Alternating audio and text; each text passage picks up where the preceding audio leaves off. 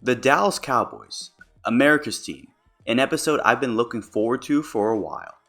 It goes without saying that they are 5-time Super Bowl champions, but it also goes without saying that they haven't seen the Super Bowl since 1996, so two things can be true. This season is one that a lot of people have eyes on. They potentially have one of the best defenses in the league, and for fantasy, they are high on everyone's list. But what about their offense? Does their offense still offer the same firepower for fantasy football like in previous years? Let's find out.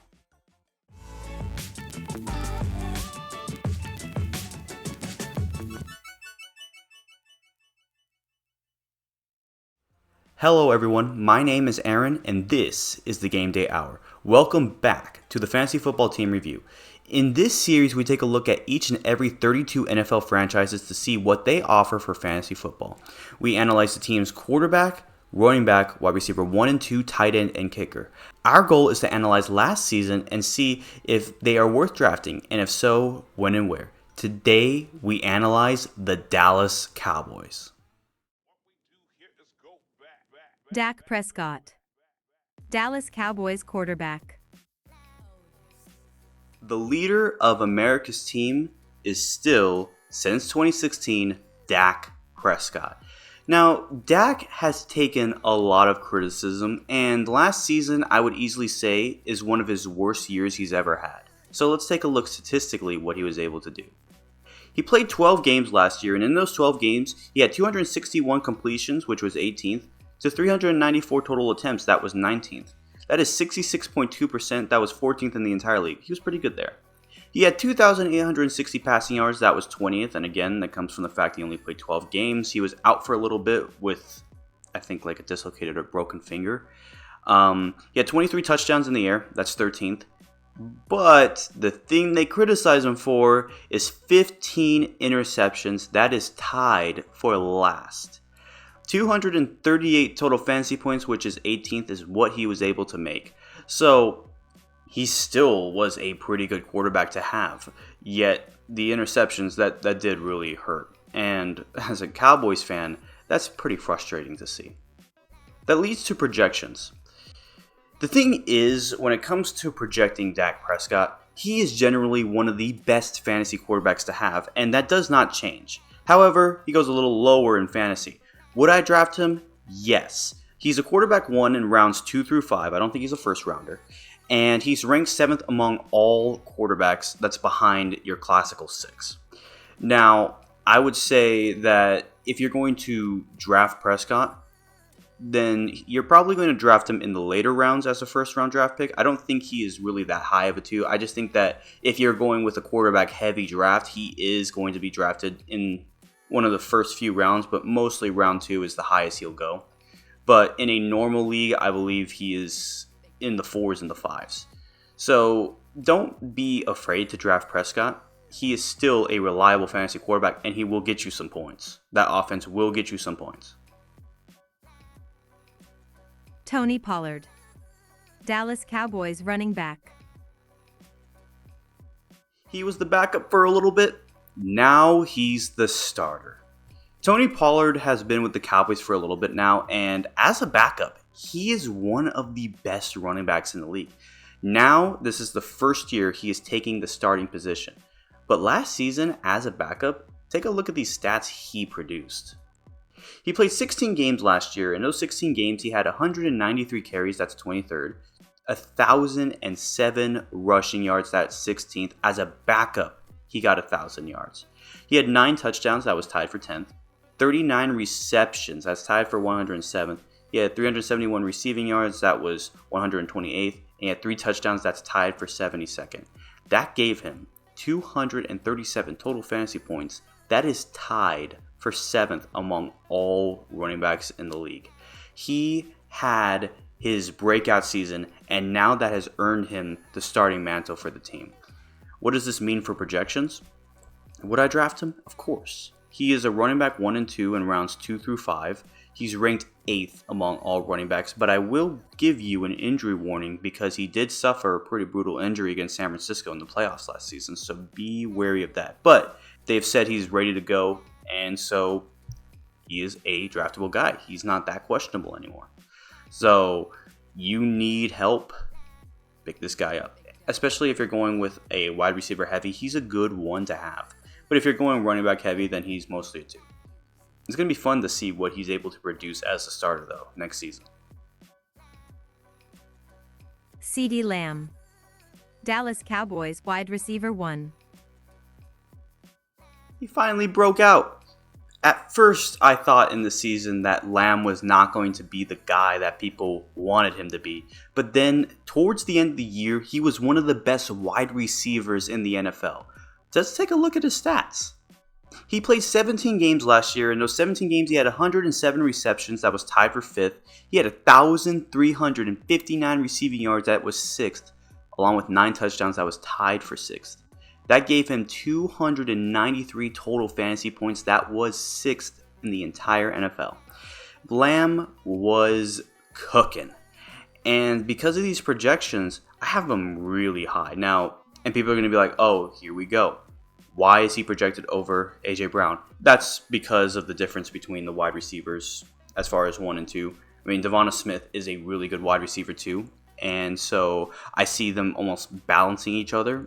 While Lamb, I don't think Cook is in closer comparison with Lamb, which is why I think Lamb's going to get a lot more points, a lot more reps next season, especially if Prescott plays a full year.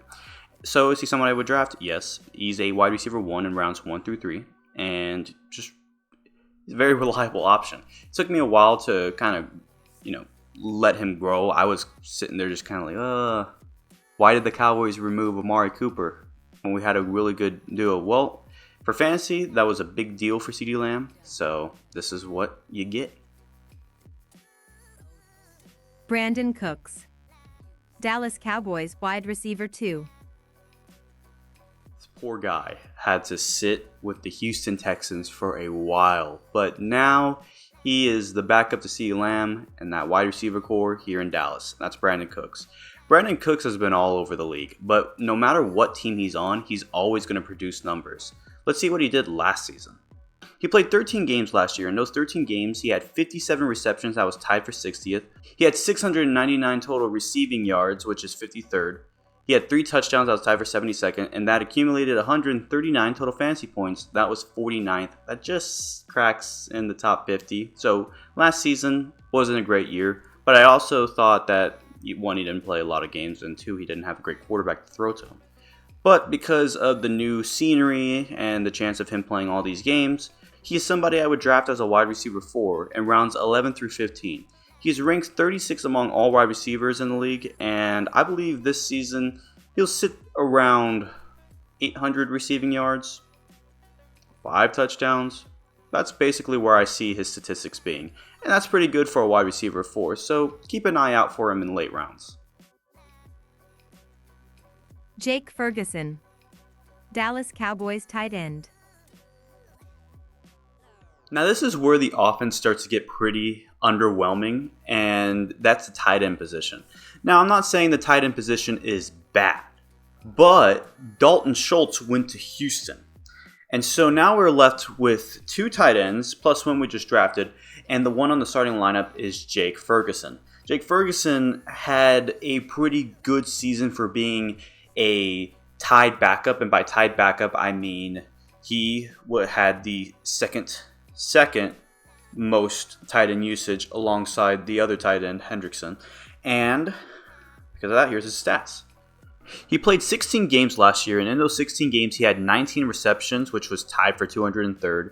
He had 174 receiving yards, that's tied for 209th, and 2 touchdowns, that's tied for 111th.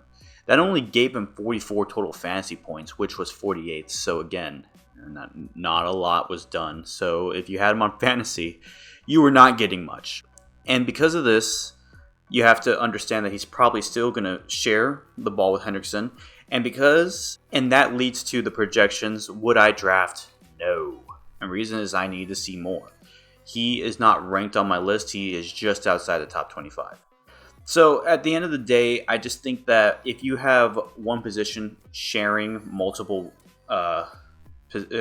people, like the running back position, it's really hard for me to want to put the person high on my draft list unless they are like a really, really good player for what they do. And I just don't think Ferguson is super outstanding. He's awesome, but he is not fantastic. And because of that, he's not on my draft list.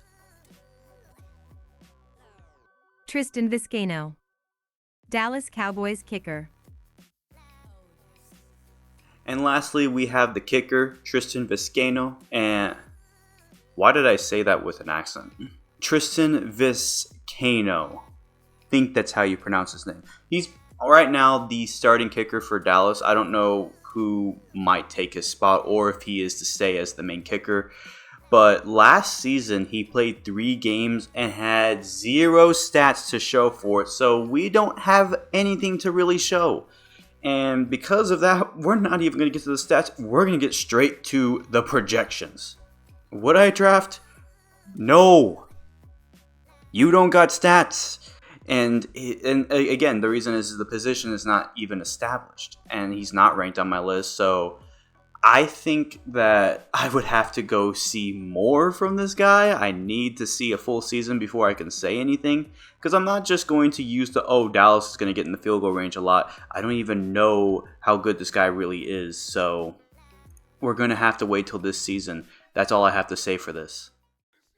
And that'll do it for today's episode. So the day I'm recording this is June 29th, my birthday. So I'm not going to edit today, but I will edit tomorrow or the day you are seeing this, June 30th. And then I'll show the halfway point of this series. And then afterwards, I'm probably going to take a week off, maybe post a video here and there. But I guess I just want to get back to Texas first before I want to start posting consistently again. So you may not see a lot of videos after this one. But I hope you enjoyed this video, and if you do, please like, comment down below, and subscribe. Go follow me on Facebook, Twitter, and Instagram. That stuff will be in the description as always. The next episode will be the start of the AFC South, and that is the Houston Texans. So I'll see you guys then. Hope you guys have a great day. Take care, and goodbye.